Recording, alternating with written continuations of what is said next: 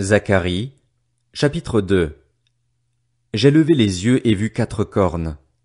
J'ai dit à l'ange qui me parlait, Qu'est-ce que ces cornes? Et il m'a répondu, Ce sont les puissances qui ont dispersé Juda, Israël et Jérusalem. L'Éternel m'a fait voir 4 forgerons. J'ai dit, Que viennent-ils faire? Il a répondu, Des puissances ont dispersé Juda au point que personne ne redresse la tête, et ces forgerons sont venus pour les effrayer, pour abattre la puissance des nations qui se sont levées contre le pays de Juda afin de disperser ses habitants. J'ai levé les yeux et vu un homme qui tenait dans la main un ruban à mesurer. J'ai dit, Où vas-tu? Il m'a répondu, Je vais mesurer Jérusalem pour voir sa largeur et sa longueur. Alors, l'ange qui me parlait s'est avancé. Un autre ange est venu à sa rencontre et lui a ordonné, Cours dire à ce jeune homme, Jérusalem sera une ville ouverte à cause du grand nombre d'hommes et de bêtes qui y vivront. Je serai moi-même pour elle une muraille de feu tout autour, déclare l'Éternel, et je serai sa gloire au milieu d'elle. Allons, allons, fuyez du pays du nord, déclare l'Éternel, car je vous avais dispersés aux 4 coins de l'horizon, déclare l'Éternel. Allons, sauve-toi, Sion, toi qui habites à Babylone, car voici ce que dit l'Éternel, le Maître de l'univers. Après cela viendra la gloire. Il m'a envoyé vers les nations qui vous ont dépouillés, car celui qui vous touche touche à la prunelle de son œil. Me voici, je lève ma main contre elles, elles seront la proie de ceux qui étaient leurs esclaves, et vous saurez que l'Éternel, le Maître de l'univers, m'a envoyé. Pousse des cris d'allégresse et réjouis-toi, fille de Sion. En effet, je viens habiter au milieu de toi, déclare l'Éternel. Beaucoup de nations s'attacheront à l'Éternel, ce jour-là, et deviendront mon peuple. J'habiterai au milieu de toi, et tu sauras que l'Éternel, le Maître de l'univers, m'a envoyé vers toi. L'Éternel possédera Juda comme sa part dans la terre sainte, et il choisira encore Jérusalem. Que toute créature fasse silence devant l'Éternel, car il s'est réveillé et sort de sa demeure sainte.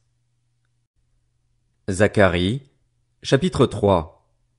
Il m'a fait voir le grand prêtre Josué, debout devant l'ange de l'Éternel, et Satan qui se tenait à sa droite pour l'accuser.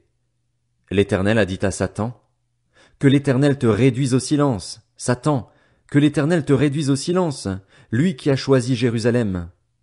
Celui-ci n'est-il pas un bout de bois arraché au feu? Or Josué portait des habits sales et se tenait debout devant l'ange. L'ange a pris la parole et a dit à ceux qui se tenaient devant lui, Enlevez-lui les habits sales. Puis il a dit à Josué, Regarde, je t'enlève ta faute et je te mets des habits de fête. J'ai dit, qu'on mette sur sa tête un turban pur. Ils ont placé un turban pur sur sa tête et lui ont mis des habits. L'ange de l'Éternel était là.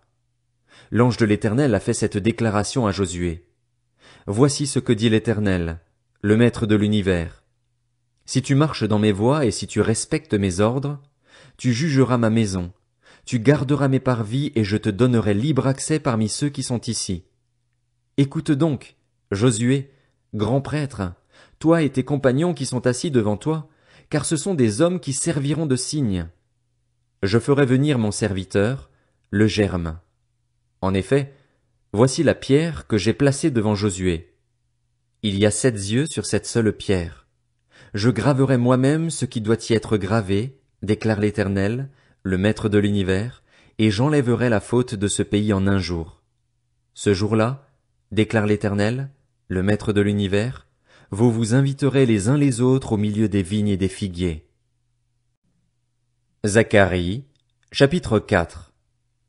L'ange qui me parlait est revenu, et il m'a réveillé comme un homme que l'on réveille de son sommeil. Il m'a dit, Que vois-tu? J'ai répondu, Je regarde, et je vois un chandelier tout en or, surmonté d'un réservoir et portant 7 lampes, avec 7 conduits pour les lampes qui sont à son sommet. Près de lui se trouvent 2 oliviers, l'un à la droite du réservoir et l'autre à sa gauche. Reprenant la parole, j'ai dit à l'ange qui me parlait, Que signifie cela, mon Seigneur? L'ange qui me parlait m'a répondu, Ne sais-tu pas ce que cela signifie? J'ai dit, Non, mon Seigneur. Alors il a repris et m'a dit, Voici la parole que l'Éternel adresse à Zorobabel. Ce n'est ni par la puissance ni par la force, mais c'est par mon esprit, dit l'Éternel, le Maître de l'univers. Qui es-tu, grande montagne, devant Zorobabel? Une plaine. Il en extraira la pierre principale au milieu des acclamations. Grâce, grâce pour elle. La parole de l'Éternel m'a été adressée. Les mains de Zorobabel ont posé les fondations de ce temple, et ses mains le termineront. Tu sauras alors que l'Éternel, le Maître de l'univers, m'a envoyé vers vous. En effet, ceux qui méprisaient le jour des petits commencements se réjouiront en voyant la pierre d'étain dans la main de Zorobabel. Ces sept sont les yeux de l'Éternel, qui parcourent toute la terre. J'ai pris la parole et lui ai dit, que signifient les deux oliviers à droite et à gauche du chandelier? J'ai repris la parole. Que signifient les deux rameaux d'olivier qui sont près des deux conduits d'or d'où découle l'or? Il m'a répondu, ne sais-tu pas ce qu'ils signifient? J'ai dit, non, mon Seigneur. Et il a dit, ce sont les deux hommes désignés par onction qui se tiennent devant le Seigneur de toute la terre.